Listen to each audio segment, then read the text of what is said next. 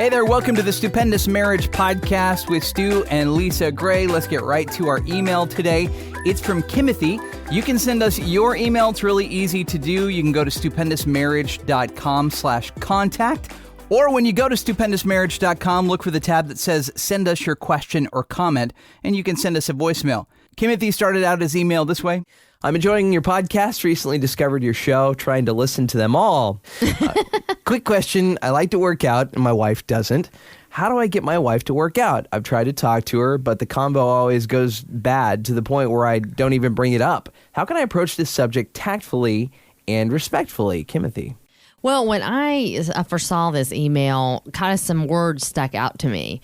How can I get my wife to work out? And I seriously was just like in my head going, buddy, you can't get her to do anything. I mean, and I know that may not be what his heart, says, because a lot gets lost in translation via email. But, oftentimes we may mean that, you know what I mean? That we're trying to get our spouse to do more housework. We're trying to get them to do this. You know what I mean? And it's like you can't really get them or make them do anything. Yeah, the manipulation factor is a problem. I mean, trying to get your spouse to do something you want them to do never works. Which is a good thing that he wants her to do. Oh, sure. He wants her to work out, which is great, that he cares about her and that kind of stuff.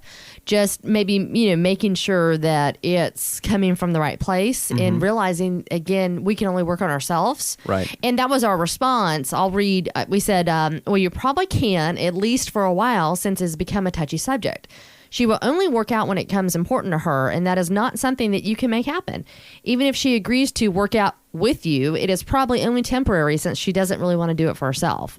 What you can do is enjoy it for yourself. When we focus on doing what we want to do for ourselves instead of for our spouse or what they do, then we often can inspire them to want to focus on things to better themselves as well. To be perfectly honest, this is an argument and a conversation we've had in our house.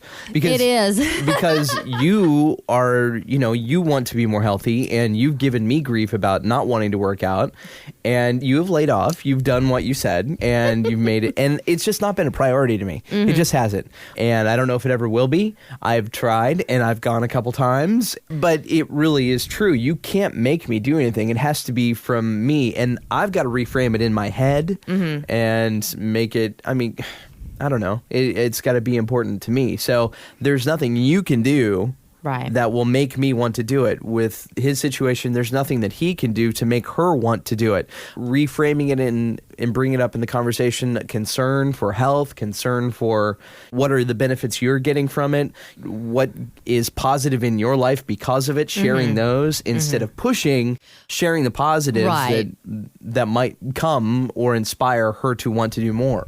Well, and I think sharing those with the right heart. Yeah. Sharing those not to try to manipulate or persuade, but just as a testimony of how you really feel.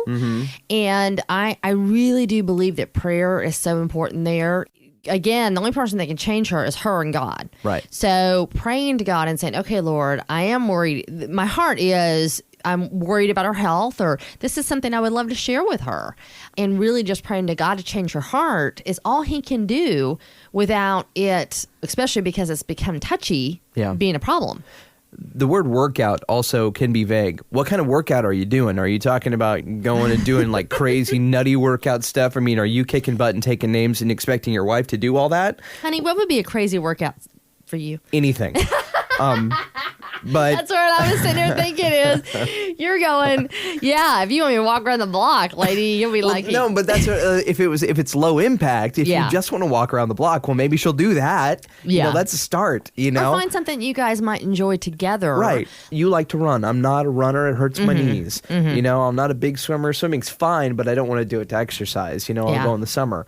I don't want to go do Zumba or any of your little class things because I'd be the only man in there. Oh, there are men that take those classes. But finding the thing that might be interesting to her too might be something if you can find a common something. Yeah. Well, and I think talking about it in a non-confrontational time. Yeah. Really taking the temperature of the room and going, okay, she's in a good mood. We're connecting well.